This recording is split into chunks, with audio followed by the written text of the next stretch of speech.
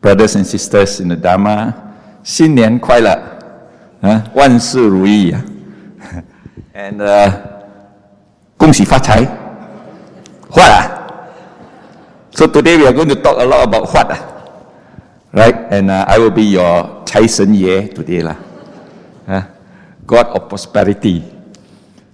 And this topic has been quite a very popular topic, especially among the young youth, executives, corporates, and they often wondered whether as Buddhists we can what a lot or not, rather than we were told most of the time to renounce, give up, right, detached, and at the same time they had this thought that being wealthy is actually evil. Evil in the sense that money actually can destroy. And therefore they would want to give up their wealth, give up their Mercedes, give up their 60-inch TV, and give up their big houses in the act of renunciation so that they can be free from all the bonds of suffering. But is it true that the Buddha actually taught a lot about giving up, taught a lot about trying to be humble, humility, contentment, and at the same time, did the Buddha only taught these teachings, especially to the lay persons or lay people?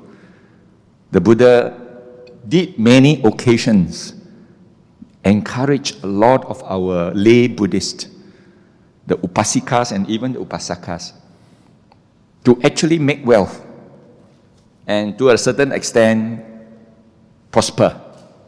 And that's why this Chinese New Year, you notice that the moment you meet someone, you say 恭喜发财, 发财啦, 恭喜. 恭喜 means for a good year that you have actually got experienced for the past one whole year.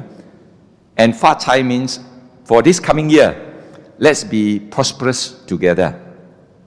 And when that emphasis is to encourage each and everyone to be successful in what they do, make a lot of money if possible, and at the same time, enjoy the bliss of having, enjoy the bliss of wealth, and of course being debtless, because you have now got some wealth to pay away your bills, and you are actually free from a lot of debts.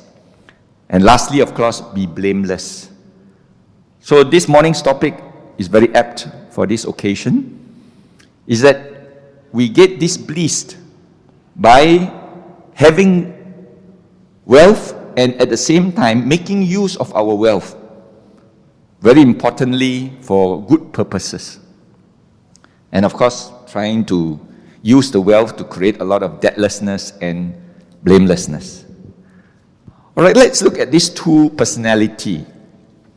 One of them is actually Bill Gates. And he is supposed to have made himself very wealthy, multi-billionaire. And do we call him a rich Buddhist in that sense? The other one is, of course, is the Dalai Lama, which is an icon in the Buddhist world. And at the same time, the Dalai Lama can actually have at the back of his call a jet plane, first-class tickets, good food, and of course, luxurious living. But was he a rich Buddhist or a poor Buddhist? So we have to look at the meaning of wealth. What do you mean by being wealthy? Wealthy means that you have more than enough of your material possession or money that is necessary to satisfy your needs of a desired lifestyle. In other words, you have enough to pay for whatever that you want in a desired lifestyle, and yet have surplus. Surplus means extras, which you can be used for other purposes. Of course, poor is the opposite. Poor means you can't even afford your desired lifestyle. And you're probably living from hand to mouth, trying to make ends meet. So therefore, do we want to become a rich Buddhist or a poor Buddhist? That's why there was this series of talk that I gave called Rich Buddhist, Poor Buddhist, which comes from, of course, Robert Kiyosaki's book called Rich Dad, Poor Dad. In the sense that it's sometimes built into us that there is this yearn and desire to at least acquire some wealth while we still can. But at the same time, we must know the limits, the contentment, and also the purpose of that wealth. So is it wrong to pursue wealth? Right? Or to be unusually wealthy? So therefore, if we look at the lives of the people around the Buddha during the Buddha's time, Ananda Pindika, King Bimbisara, all these lay people are actually not poor. They are rich, but do they have to give up all their wealth or stop making wealth after becoming a follower of the Buddha? They were encouraged by the Buddha. They were actually advised by the Buddha to continue to do well in their vocation, in their pursuits of wealth, and in their career, in their ambitions. But of course, along the way, the Buddha had various discourses and sutras advising them how to contain their desires and how to limit their wants. So it's not wrong to become rich if it is for the right reason, which means to say, becoming wealthy, but with a good purpose in your mind, that whatever surplus that we have is good to actually continue to do something, like what Sister Budini mentioned, meritorious actions and meritorious deeds, caring for others, compassionate activities, that we can actually engage ourselves in order to fulfill the needs and the desires of others. So once we are able to do that, then there is actually a sense of satisfaction and joy. That's why you find that Bill Gates gave away almost all of his wealth now to a charity. And this charity is towards the betterment of the world, to cater for those who are unfortunate, and subsequently to help others. And there are many tycoons or many rich billionaires who have actually adopted this purpose and subsequently finds joy in what they do. Now, there are the traditions of the Buddha's teachings, which also basically do not prohibit the pursuits of wealth. Now, in the Theravada Buddhist teachings, it is not wrong in accumulating and creating wealth. But of course, you must have a purpose and to share it in the form of dana. Because to do dana, you need money. You need to have the means in order to provide. So if you don't have yourself to take care of yourself, how can you take care of others? So it is important that if you want to take care of others, then you must create that means. In the Mahayana teachings, it's also the same thing. Accumulation and possession of wealth is good, as long as one remains non-attached. And you must also learn the art of contentment. But material wealth is not good enough. I mean, having all the money that you can count, do you get joy? Do you get peace in your mind? I remember that when I was in Kuantan, and HSBC Bank has a very big safe deposit boxes compartment. And there will be this old gentleman who will always be inside that safe deposit box. And every morning, after breakfast, he will ask for permission to go in with his keys, open up his several deposit box, and you place them on the ground. And he sits cross-legged. And you take out all the things and then count, take out all the money and count, take out all the jewelry and count. It's like old King Cole counting his money. But you look at the way he dressed, tattered clothes. The shoes has a big hole. And you can see that he was very undernourished. Have a lot of money, but do not know how to use it for the right purpose and to create the right lifestyle for himself. So did he get joy? Yeah, he get joy in counting his money. But did he get satisfaction and satisfactoriness as a result of owning so much, but hardly spend on himself? What then spending for others? So material wealth has to come together with some spiritual wealth itself. That is learning the wisdom of how to address the wealth itself. And this is important. So having wealth is one thing, but managing the wealth is another. That's why in some of our courses now, not only do we teach about generation of wealth in the Buddhist circles, we also teach about management of wealth according to the Buddha's teaching. And the Buddha has advised many advices on how you should deal with wealth if you have. Now, when we say wealth, we say that it is actually a number, correct? Your bank account is actually a number in the bank. And as long as it is a number in the bank and you have not expanded or not spent it or used it, it remains a number in the bank. That's why there's this saying that money is not yours until you spend it. So if you are not using it and spending it, then it's just a number. Probably saying that you have how many million, and then how many zeros behind, and that's it. So you need to actually use it. And the Buddha has actually advised in the Patthakama Sutta that there are various uses. And one of them is the expenditure on your own food and clothing and other needs. Take care of yourself. Spend it so that you have a decent living. Number two is maintenance of your parents, wife, children, and servants. There are people who are wealthy, but they hardly spend on their family. They hardly buy gifts. They hardly provide well enough for their family.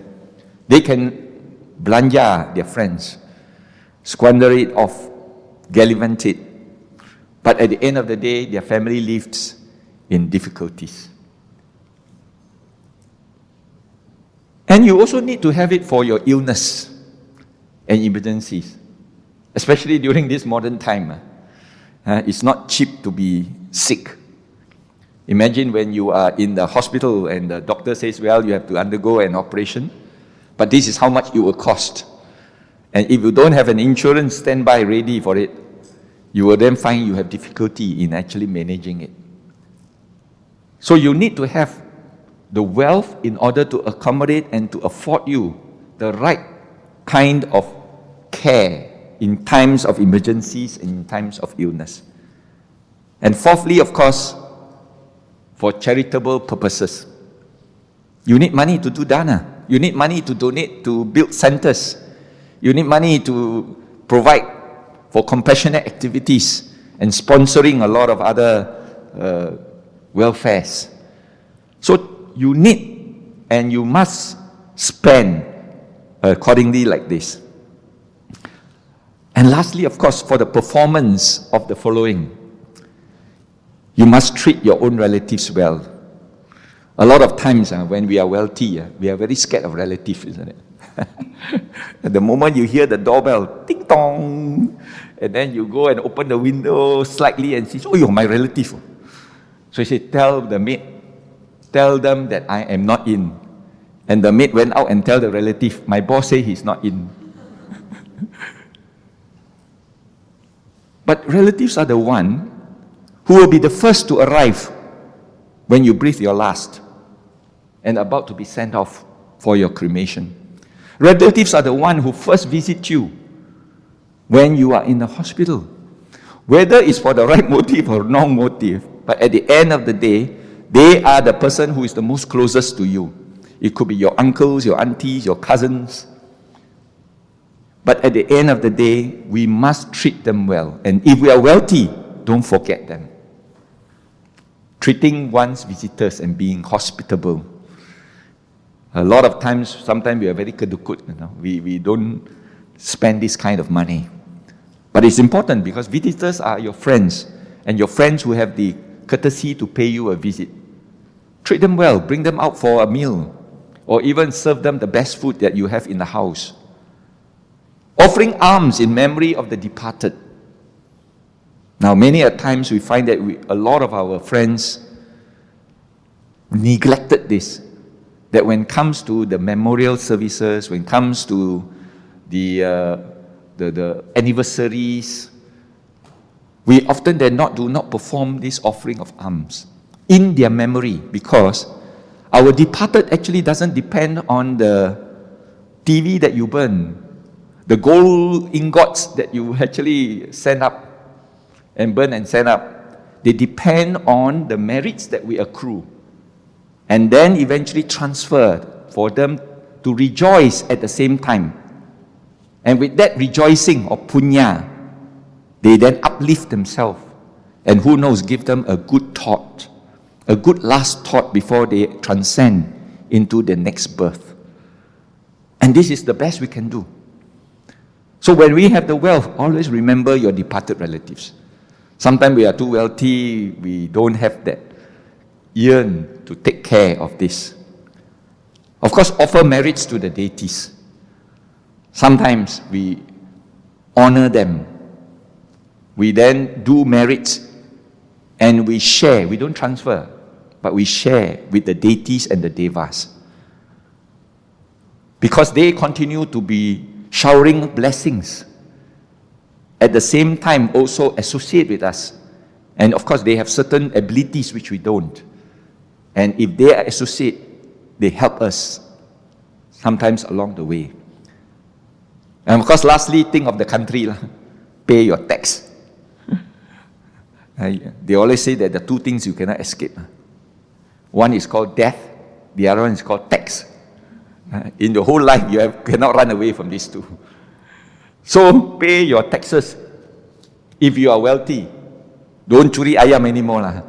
A lot of us, when you're wealthy, you think of what you call best way to circumvent the tax laws and avoid paying tax. So these are actually advices given by the Buddha in the Pattakama Sutta. And it's meant for ordinary lay people like us, that in the pursuit of wealth, we must always remember to use it in the correct way. So it's not wrong to pursue wealth. And the Adiya Sutta basically says that wealth is not an end in itself. In someone who is rich, a bad person, it is not wrong to want to be rich, but for the right reason.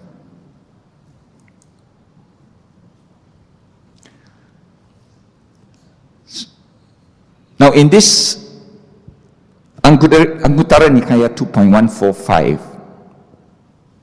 the Buddha advised that bhikkhus, there are two kinds of wealth. One is called material wealth, and the other one is called the wealth of Dhamma. So not only are we wealthy, we must spend time, not only pursuit of wealth, we must also in the pursuit of wisdom, which can be afforded to us by learning the Buddha's teachings. Now, let's come to accumulation of wealth. Now, there are four kinds of happiness that can be derived from wealth, right? And this is in the Digajanu Sutta, where the Buddha asks, where Digajanu asked the Buddha, what will bring about happiness in this life, as well as the next. And the Buddha explained that there are 4 things that we need to do. Uttana sampada, skillful, efficient, energetic, and the production of wealth through the skill and earnest endeavor. Moi tau lan na. Be diligent, be efficient, do the best you can. Use your skill to the best effort, and thus you are able to produce wealth through your skilled and earnest endeavor. The second one is that you must protect your income through the righteous way. Not only do you have wealth, protect it, manage it well, so that it can be used correctly. So wealth or income earned through the righteous way can then be protected the righteous manner. Araka sampada. Third, having good, faithful, virtuous, and helpful friends. Kalayana mita. Now in a business, there is this element called kwansi, or relationship or networking. And that means your friends in business, your associates, who supports you, who actually encourage you, who gives you the opportunities. You need to be grateful. At the same time, you consider yourself very fortunate to have such kalayana mitas to work together.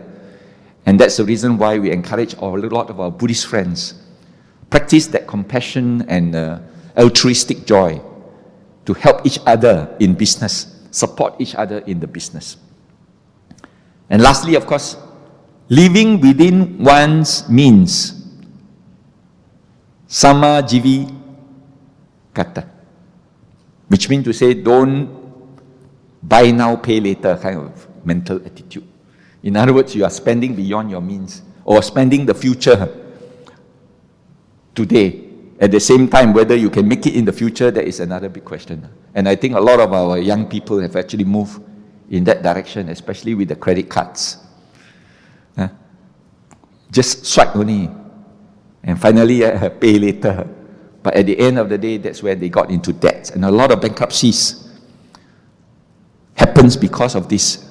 So the Buddha had very early days already said that you must live within your means. When you can afford it, when you think you can pay for it, then only you expand it. So the first one is wealth generation. The second is wealth protection. The third is value-adding networking. And lastly, of course, is the cash flow management. And these are all principles of management, of financial management. Right? And of course, the Buddha also advised that not only do you collect, make, accumulate, you must also be careful about the dissipation of it. And this is in the Sigalovada Sutta. And what did the Buddha advise? He says the moment you have these 6 wealth dissipation mannerisms or way of life, then you are going to head for trouble. One is, of course, indulgent in intoxication, which causes you to lose heedlessness. Once you are involved in the bottle, then you are not in control of yourself. The bottle takes control of you. So if that's the case, then you will lose wealth very expediently. Second is sauntering in the street at unseemly hours. You do not have your proper time of stop. Late nights. No day, no night sometimes. So at the end of the day, even during the Buddha's time also, there are some of the young people who are gallivanting at unseemly hours. And the Buddha pointed out that this is one of the ways where eventually wealth will dissipate and it's gone. You'll be squandering it off. Third is frequenting theatrical shows. That means you enjoy entertaining yourself, hearing all the, stage shows. And finally, of course, you don't have time to think about your business. Fourth is gambling. We all know gambling is a vice. And there are people who have lost their whole wealth. I know of a very rich person who have lost 2 shop lots just in one day in the famous hill, not very far away from us. 5th is association with evil companions. People who cajole you, people who actually encourage you to go into the unseemly sites. And these are the people whom you want to disassociate. And that's why the Buddha also advised, always associate with the wise. Don't associate with the fools.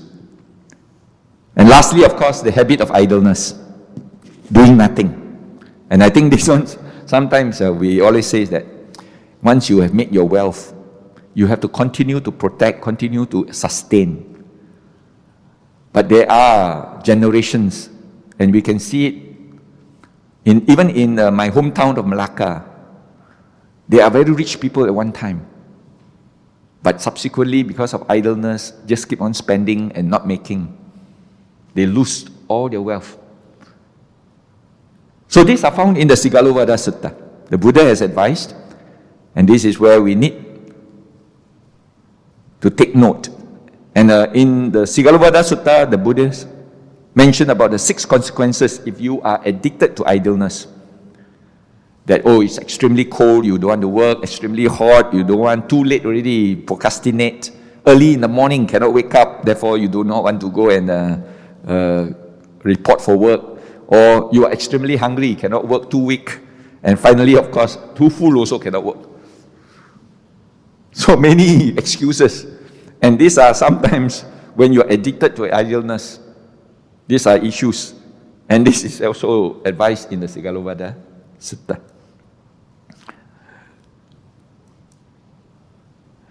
So the Buddha not only talks about wealth generation, not talks about how to conduct yourself, but it also teaches you how to manage. And this is actually what you call advising us to divide our wealth into the 4 quadrants. And what are the 4 quadrants? One portion of it, you devote it for your personal usage. If you have wealth, 1/4 will goes into your personal usage. For yourself, for your family, for your relatives and friends. The other 2/4, which means half of what your wealth is, it must be used for investments. Property, business, share, education. And at the same time, you also need to invest in your spiritual. Donate, do charitable work, perform meritorious deeds. And the last quarter is where your storehouse, and that is where you keep it for rainy days. And this is the economics of it. But of course, when we were talking about this, they say, should we do it exactly 25, 25, 25, 25? We say, as a young person, you definitely have not enough even for your rainy days. You spend maybe about 60, 70% on your personal usage, and a little bit on investment if you have to.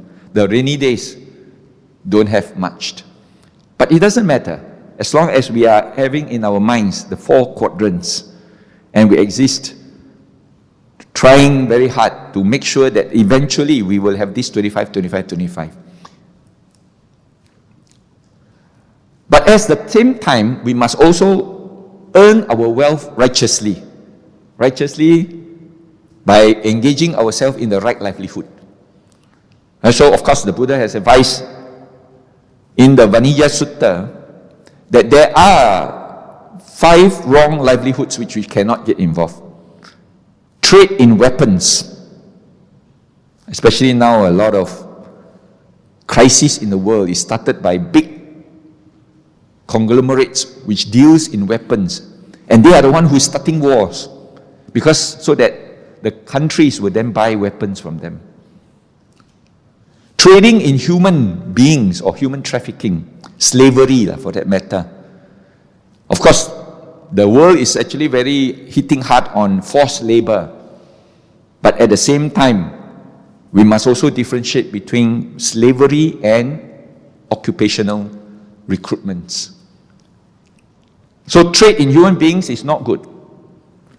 It creates suffering, especially during the early days of the Africans, who were actually captured, not voluntarily, placed in ships, and then transported to America and sold as cartels, or what they call as like a trade, and subsequently has to serve for good the families that they were sold to.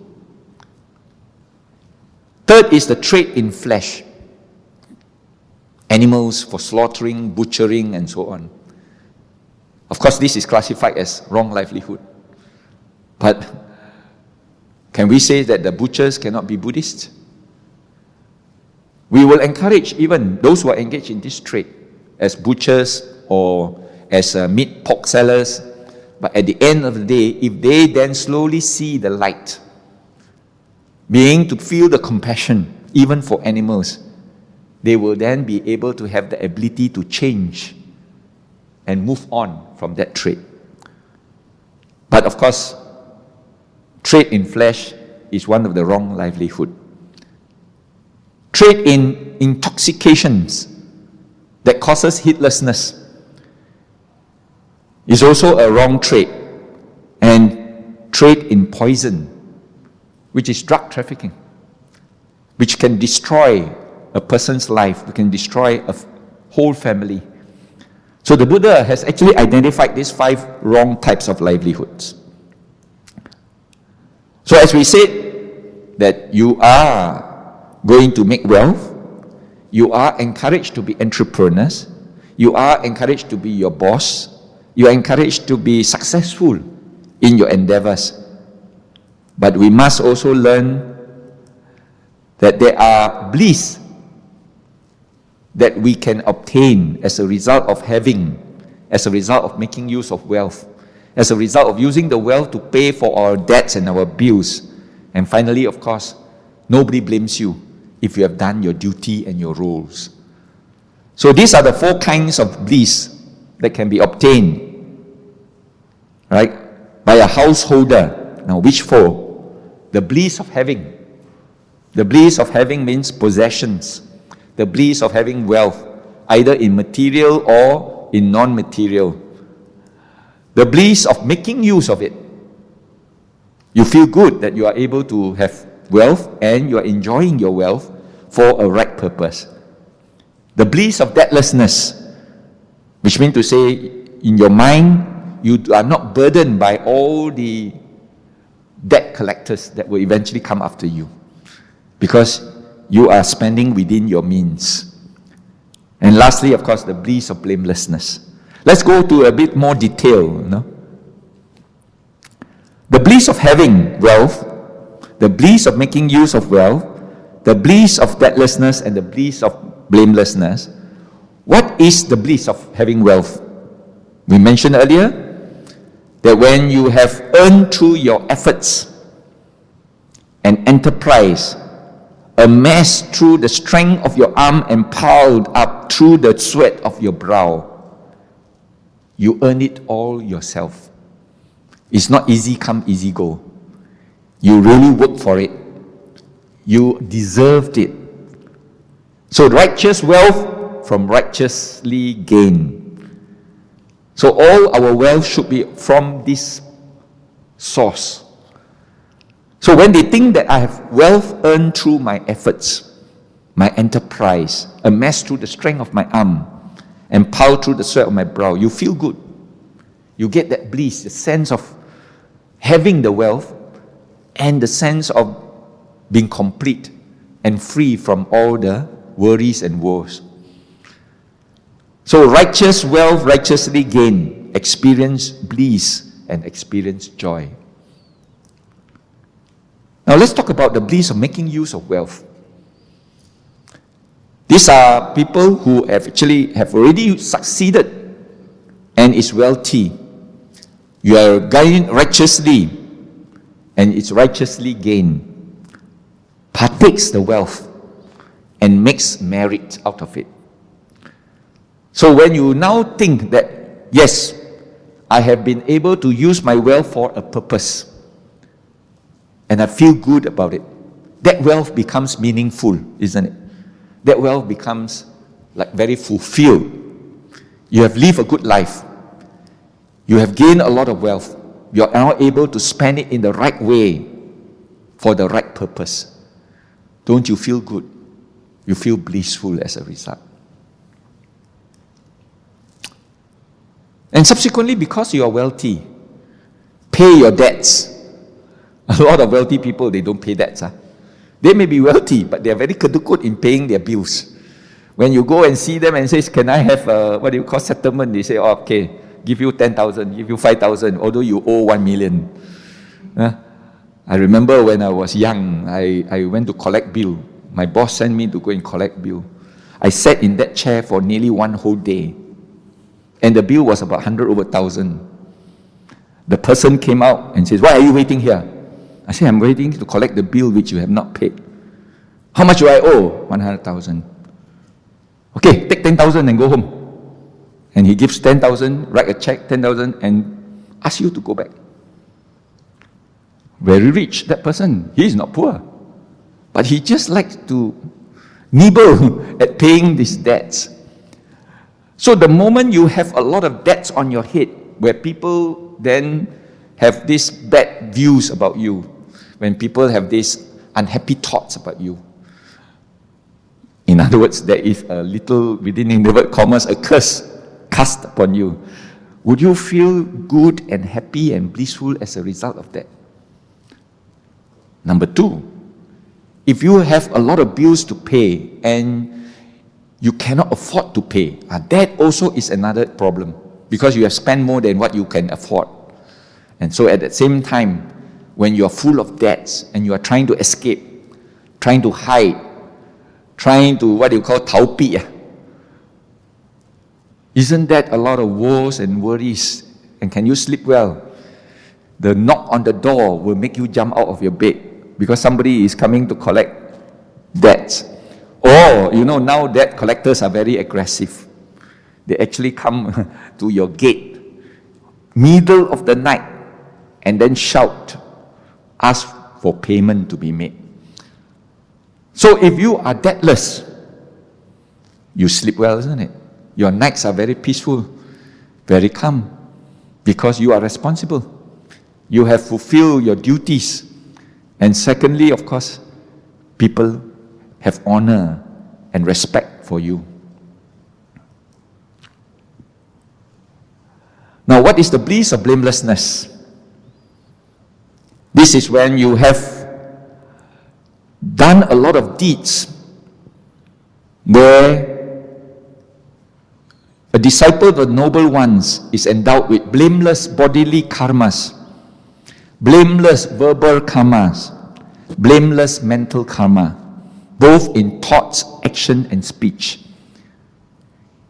You have done nothing that can attract any blame or any uneasiness towards you.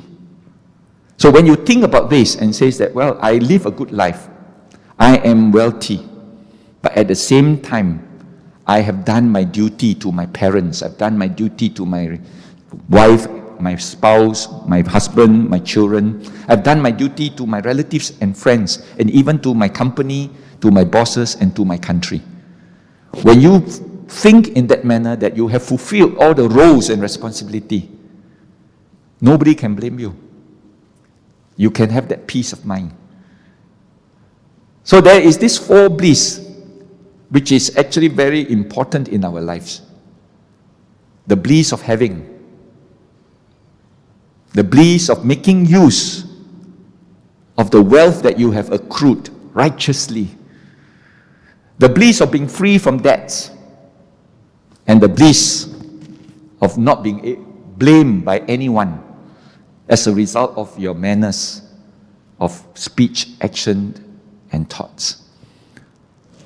And therefore, the message is very clear that in the course of celebrating our lunar year, looking forward to the coming year, and this year we will work hard righteously. We will then pursue our wealth, pursue our career, and accrue prosperity. And as a result, we do not forget our duties. As a result, we do not forget our purpose. What was the purpose of accruing the wealth? To provide for your desired lifestyles. And if you have surpluses, use it for a right purpose in life. And by virtue of doing that, our mind will be at peace. Our mind will be happy and joyful. And we will rejoice in what we do. With that, thank you very much. And may you all have prosperity. All right, thank you.